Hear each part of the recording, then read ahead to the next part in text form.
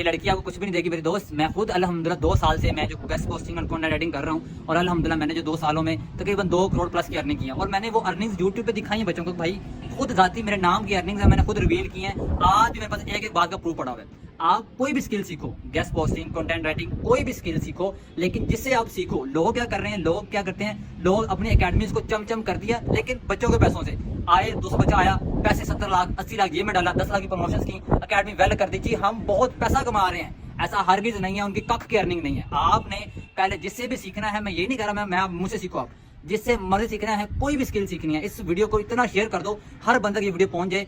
जो स्किल मर्जी सीखो, लेकिन जिसे सीखने जाओ उसे कहो भाई देखो यार, आप मुझे सिखा रहे हो 1 लाख या 50,000 पर मंथ कमाना ऑनलाइन डॉलर्स में, तुम्हारी कितनी अर्निंग है, मुझे अपनी मंथ की अर्निंग दिखाओ, इस मंथ की, लास्ट मंथ की, तुम्हारे नाम पे कितनी अर्निंग है। दूध का दूध पानी का पानी हो जाएगा आपको, क्योंकि वो खुद इतने पैसे नहीं कमा रहा मेरे भाई। आप